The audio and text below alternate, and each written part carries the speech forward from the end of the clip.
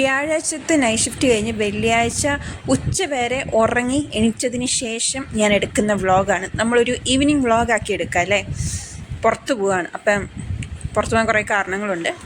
അപ്പോൾ വീഡിയോ എടുക്കാമെന്ന് വിചാരിച്ചു. വൈകുന്നേരമൊക്കെയാണ് പുറത്ത് പോകാൻ ഇപ്പം നല്ലത്. ഒന്നാമത്തെ കാരണം ചൂട്, അപാര ചൂട്. വൈകുന്നേരം കുറച്ച് വെയിലിന് കുറച്ച് കുറവുണ്ടാവും, എന്നാലും ആ ചൂടുണ്ടാവും, എന്നാലും കുഴപ്പമില്ല.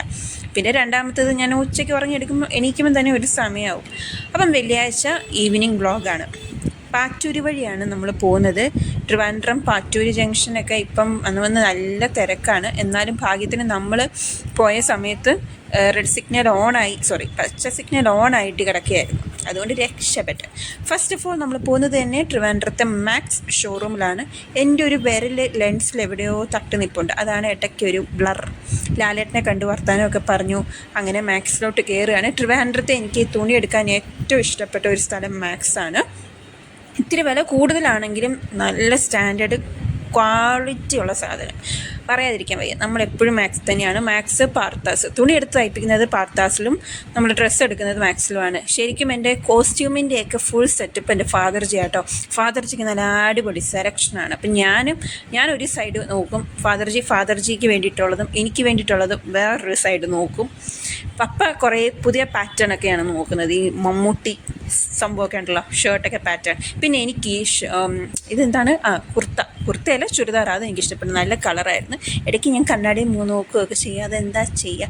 പിന്നെ പ്രത്യേകിച്ചും ഞാൻ മാറി നിൽക്കുന്ന സമയം ബില്ലടയ്ക്കുന്ന സമയമായിരിക്കും. കാരണം എൻ്റെ ഫാദർജിയുടെ നിന്ന് പൈസ പോകുന്ന കാണാൻ എനിക്ക് ഭയങ്കര ഇഷ്ടമാണ്, പ്രത്യേകിച്ചും തുണി എടുക്കുന്ന സമയത്ത്. പാവം. എന്നിരുന്നാലും മാക്സിൽ കയറി ഇറങ്ങിയപ്പോൾ കുറച്ച് ഇരുട്ടി. പക്ഷേ ഇരുട്ടിയപ്പോൾ എനിക്ക് ഇഷ്ടപ്പെട്ടു, കാരണം അത്രയും ചൂട് കുറഞ്ഞു കിട്ടി. പിന്നെ അടുത്ത നമ്മുടെ ജൈത്രയാത്ര ആര്യശാലയിലുള്ള നമ്മൾ സ്ഥിരം പാത്രം വാങ്ങിക്കുന്ന കടയാട്ടോ. വീട്ടിൽ പാത്രങ്ങളൊക്കെ കൂടുതലും കുപ്പിപ്പാത്രങ്ങളാണ് യൂസ് ചെയ്യുന്നത്. അപ്പം ആ പിഞ്ഞാണങ്ങളെല്ലാം പൊട്ടിച്ച് പുതിയ പിഞ്ഞാണം വാങ്ങിക്കേണ്ട അവസ്ഥയായി. തിരിച്ച് നമ്മൾ എങ്ങോട്ടാണെന്നറിയാമോ? ഫേമസ് മുരുകണ്ണൻ്റെ മുട്ടക്കടയിലേക്ക്.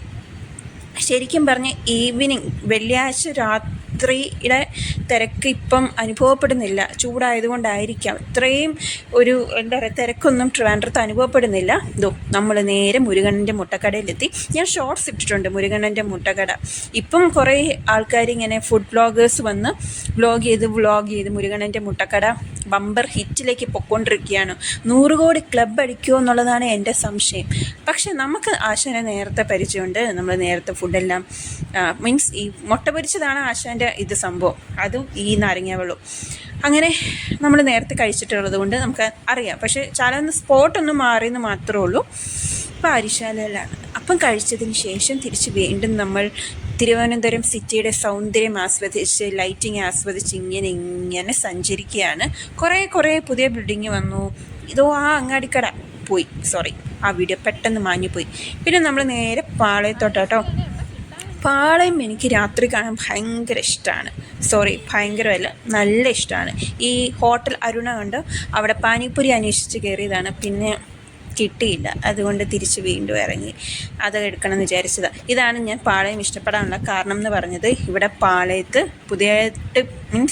പുതിയതായിട്ടുള്ള പഴയ അമ്പലം തന്നെയാണ്, അതിന് റിനോവേഷനൊക്കെ കൊടുത്തിട്ട് അടിപൊളിയാക്കി വെച്ചിട്ടുണ്ട്. അത് പാളയത്ത് ഭയങ്കര ഐശ്വര്യമാണ്. ട്രിവാൻഡ്രത്തിൻ്റെ ഐശ്വര്യമാണ് ഈ കാണുന്നതെല്ലാം.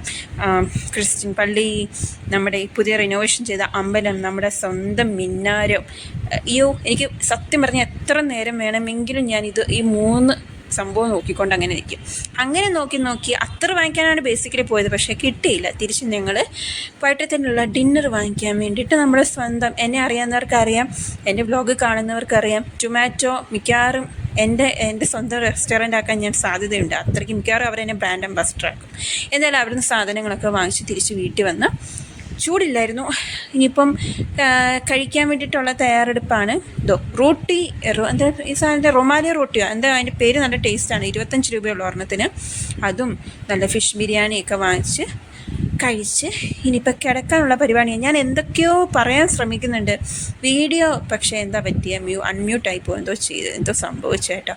എന്തായാലും ഞാൻ പറയുന്നത് വ്ളോഗ് വൈൻഡപ്പ് ചെയ്യുന്നതിനെ കുറിച്ചാണ്. ടാറ്റാ, ബൈ.